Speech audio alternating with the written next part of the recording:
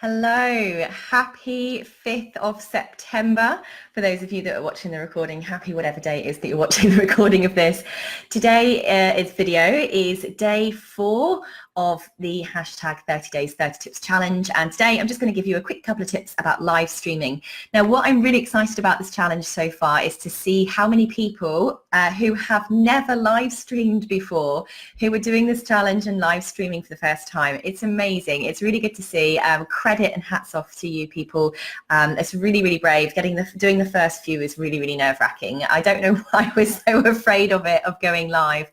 I don't know, maybe it's our fear of making a mistake or being judged if we're not perfect. Somewhere along the lines we've developed some kind of fear about people criticizing or judging us unfairly. I certainly know that even today, after many years of putting myself out there, live stream videos with dogs, wait for my dog to stop barking, that to this day I still get nervous about what people think of me. I still worry about what people think about me. I still get upset if people think of me in a bad light. I don't know. I like to think that I'm a good person. I work really hard and do things the right way for the right reasons. So I think all of us, it's okay to just feel like that, as long as we don't let it take over what we do, as long as we don't let it stop us putting ourselves out there and sharing our message with the world. One of the things I always say to myself when I'm having a bad day, if my confidence has been knocked for some reason, and believe me, it does. I know a lot of people, see the face that I put on in front of the camera. I'm a normal person, and my confidence gets knocked too. I have bad days where I feel like I'm useless and the world doesn't want to hear what I want to say. But what is more awful than someone either saying something bad about me, or than me making a mistake on a public video, on a live stream, where people are going to go, oh, she made a mistake, she tripped over a word, she forgot what she was going to say, her dog barked in the background. What's more awful than someone thinking that or making those judgments, which I think actually very few people really do, is stopping myself giving the knowledge that I have to the world. It would be far worse for me to lock all of my knowledge up in a vault and hide it away from the world out of some kind of fear of being judged or criticized, than to just make the mistakes, share it anyway, because you can change somebody's life with one thing that you say. You can change someone's perspective with one thing that you say. So look, I guess my first tip about live streaming is just have the balls to do it. You can be scared and still do it. That's the true definition of bravery, is being afraid of something and doing it anyway. And like I said before in previous videos, the more you do stuff, the more you do it, the more familiar comes with it, the more the physiological changes, the sweating, the panicking, the heart beating, the forgetting what you're saying, all of those physiological responses to fear, to your body saying get away, run away. The more your body realizes that the camera's not going to kill you and that you're not in danger, the more those physiological responses actually reduce over time, the more familiar the practice becomes and the less scary it gets. So the only thing I can say at the beginning is practice, just do it and let your body get used to it, and eventually your skills to talking into the camera will begin to improve. And that's the only way to get good, is to have a go. So kudos to those of you who have sucked it up, been brave and gone out and done it anyway. So live streams, couple of tips for you. Number one is you can actually notify your audience before you go live that you're going to go live. A couple of ways of doing that. One is to just simply put up a post going, hey guys, I'm going to go live in 30 minutes or whatever it is. Another one is to literally create an event. So if you've got a group or a business page, you could create an actual event and invite people to it saying, I'm going live at X time. And people can say whether they're going or not, and then you can remind them of when the recording's available for them to see and so on. So notifying people up front is a really good one. Just trying to think what else. Then notifying, okay. One of the things that I find really annoying as a live stream viewer, so this is where my tips come from, it's actually come as a viewer, is making sure you look into the lens of your camera instead of at yourself. So at the moment I'm looking into the lens. Now just below the camera, now I'm looking at myself. I'm actually looking at me on the screen. Now what a lot of people do is talk to themselves on the screen instead of at the lens. Now, can you see the difference now as the viewer as I'm talking to you? If I'm talking to the lens, it feels more like I'm talking to you. If we were in a cafe together having coffee, I'd be looking you in the eye. So when you're talking to people on camera, it's really important that you imagine that lens is the other person's eyeball, and you connect with that lens in the same way that you would connect with their actual eyeballs in a face-to-face conversation, because you wouldn't sit with somebody face-to-face and look at the floor the whole entire time, which is what it feels like when they're looking at the camera on your screen, which I'm doing now, and it must feel weird. So I hope you can experience how that feels. Right? Not cool. So I'll carry on looking at the lens now. So looking at the lens, number one. Another thing I noticed as a viewer, and a lot of people do this, and I'm, by the way, all these things, the reason I have them as a tip is because I've made these mistakes myself, okay? So I just want to do a disclaimer. I've learned these tips because I always watch my own videos back afterwards, and you notice things that are irritating as the viewer, and once you see those and you view them for yourself, it really helps you improve. So do make sure you watch all of your own videos back to see where you're going wrong and words that you say over and over again. So for me, the next one is when the camera goes live, it's almost like, it goes 3, 2, 1 live. It's almost like a lot of people, and us girls are the worst for this, the first thing we do is fix our hair.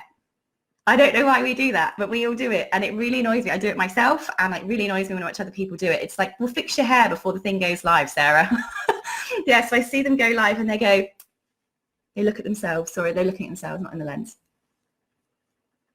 Oh, hi everyone. It just kind of looks like you're not ready, and it looks like you're more interested in how you look and yourself rather than the people that are coming onto the live stream. So fix your hair before you go live. Another one I really don't like as a viewer. Now, this is a real personal opinion, so I'm absolutely not saying this is right or wrong at all. This is entirely for you to decide with your own audience. But coming from an educational capacity, if you're providing information, and that's why you're doing live streams, is for informative reasons. When people waffle for ages at the beginning of the live stream to wait for people to come on. Now, I find this extremely annoying because if I've come on, I'm there. So why should I have to sit around and listen, like just wait and watch you playing with your hair for 3 minutes before other people come and join? You're better off getting straight into the content from the beginning, rewarding the people that have jumped on live first with that information, knowing that if you keep giving lots more information, the longer the live stream goes on for, the more people will rejoin, the more comments that it gets of people saying that was great, the more interaction it gets. People are going to go back and watch the recording from the beginning. People can always go watch the recording from the beginning if they jump in and they've missed stuff. So please don't waste people's time. I don't know, it's just annoying if you're one of the viewers that have come on early. Another thing is make sure you set your stream to public before you go live. So on Facebook, if you're doing this on Facebook, I'm just going to talk there for the moment, is you have the option to who can view the live stream, the privacy settings basically. So is it only you? Is it only your friends, or is it public? Now, of course, if you're doing live streaming for the purposes of building your business, your brand, your name, and reaching more people, make sure you set it to public before you go live so that it reaches more people. One of the good things about doing that is if you're setting it to public and, if you're doing a live stream, if I come on and comment or like your live stream, all of my friends could potentially see your live stream in my newsfeed too. So your reach basically multiplies at a much higher level when it's set to public. Public also means that anyone who's not your friend can comment it, can share it with others, can share it in their Facebook groups. You want maximum shareability and maximum opportunity for engagement. Of course, that means maximum fear for some people, but this really is the reason that you're doing it, is to share your tips with the world as far as you possibly can. So another thing for you to do is to make sure that you put a description of what your live stream is going to be about before you go live. I see a lot of people who just go live and there's no explanation as to what the live's about. Now, me personally as a viewer, I tend to not watch those live streams because I want to know what I'm getting myself in for before I click. I don't know why. It's just humans like to know what they're in for. They like to know what to expect. They like to feel like they have some sense of control over their own activities. So always put a description of what the live stream is about. You'll notice in this one I've just put tips for live streaming, so you know what it's about. I also like to put a link in my live streams as well to let people know, there's something for them to click on to either find out more about whatever it is I'm talking about in the live stream. So perhaps there's a blog article that kind of builds on more about what you're talking about. Maybe there's a contact you page that you want to send people to come and find out more about whatever you're talking about. Perhaps you've got an online course that's related to the tip that you're sharing that you want to promote. So it doesn't have to be salesy. It can just be more information on how to contact you, but some kind of link for people to find out more, engage further, or investigate if they want to. Another tip is to just make sure that you're in a well-lit space. There's nothing worse than the really dark live stream videos. I know that sometimes I've got children, I'm a mum, wait until the kids have gone to bed and it's really dark, and there's nothing worse than a dark video because people can't see into your eyes. It's kind of the main reason. I don't know if you've probably heard the saying that eyes are the gateway to the soul. So if people can see into your eyes, you just create a much better sense of trust, connection, authenticity, and so on with your viewers. So a nice well-lit room. At the moment, I actually just have my desk positioned right in front of a window. So there's actually a window right in front of me and it's just pure natural light. If it's at night time, see if you can just go and get one of those bedside lamps or a desk lamp or something that can shine at your face behind the camera so that you're nice and well lit, because dark videos are no good for you.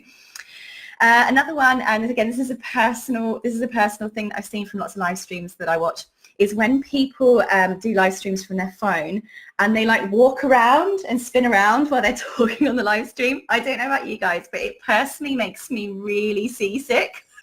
when I'm like watching someone and they're spinning and the whole background's going woof behind them, I'm like, what? I have to stop watching it because I can't handle how dizzy and sick it makes me. It's just awful.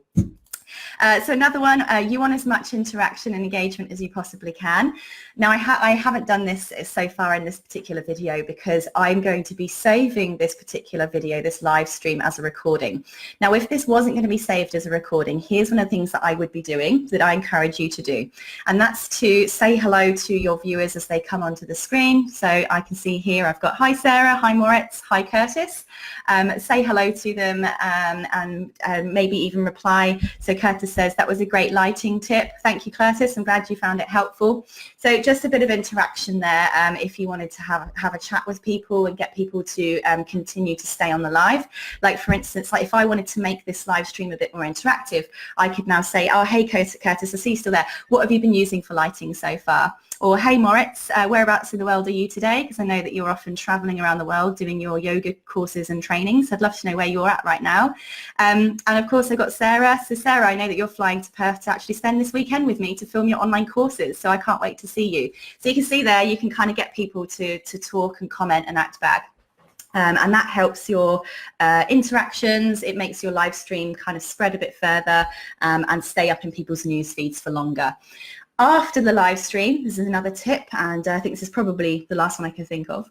After the live stream has finished, then go back into your comments in the live stream and see if there was any comments that you didn't address live, and just go back and reply to everyone who made any kind of comment in the live stream. So again, it just lifts up that engagement and makes your newsfeed boosting a little bit stronger and makes the lifespan of your live stream in the newsfeed a bit longer. So they're just a few tips. I mean, of course, it's by no means exhaustive. There's lots more technical tips that you can add to live streaming. For those that don't know, if you are using live streaming on a desktop, you actually have the option to share your screen now. So you can use the screen sharing option. Moritz says he's in Berlin, back and home. You can use the screen sharing option. So perhaps you're giving a tip on how people can do something and you want to literally show them on the screen. So you can do screen sharing on lives, which is really, really helpful. So there's lots of stuff like that. But there's some absolute Billy basics to just, don't break those cardinal rules really, which obviously aren't rules. Sort of just some personal experiences that I'm sharing with you of my own. But I hope that's helpful for your live streaming tips. Don't worry about being perfect is probably how I'm going to end this one. Like I said, the only way to kind of get good at it is to just keep practicing. I like to imagine that I'm chatting to my friends. I try not to go into like, let's go into a newsreader mode. If you've got to look at some notes, don't try and do it all subtly. Like if I need some notes, I would literally be like, okay, so what's my next tip? Okay, oh yes, I've remembered. Like just be obvious about it. Just, you know, hey guys, I've written myself some notes here, so I make sure I remember to tell you everything and say, right, my tip number 2 is blah, blah, blah, blah, blah. You know, no one's going to be like, oh, she made some notes. They're just going to be glad that they got some cool tips from it. So be yourself, be confident, and just share. If you stuff up, it's totally okay. If you were in a real conversation with someone, you know, at a bar, you wouldn't like restart your sentence every time you tripped over your own words, right? It'd certainly be awkward if you'd had a few wines. You'd be restarting your sentence every 2 minutes, wouldn't you? So just imagine it's a conversation. You forget what you're going to say, what was I going to say? Carry on. You're just talking to human beings in real time. So there we go. Tip number 4, a couple of tips for live streaming. Now, don't forget, if you've fallen behind, that's okay. Catch up. Do one extra video to fill in the space. If you're watching now and you've only just started, you can start your day 1 today if you want to. You know, there's no, it's never too late to start. Your day 1 can start anytime you like. And if your day 1 is today, that's awesome. Come and join us. And you're just going to be a few days behind. That's it. You'll still be getting the benefits and the rewards and all the content. If you do want a recording of all the videos and all the tips that I'm giving to help you make your tip giving nice and maximized in its ventures and outcomes, and you want all the free templates, there's also a link in the description area of this video where you can just go and grab all of that stuff free of charge. There's no costs to it. It's all free, just there for you to use and take the most advantage of. Otherwise, congratulations to those of you that have already done your 3 tips so far, your 3 live stream videos. Let's hope to see a few more of you join the challenge and jump on in with us as well. See you all tomorrow. Bye.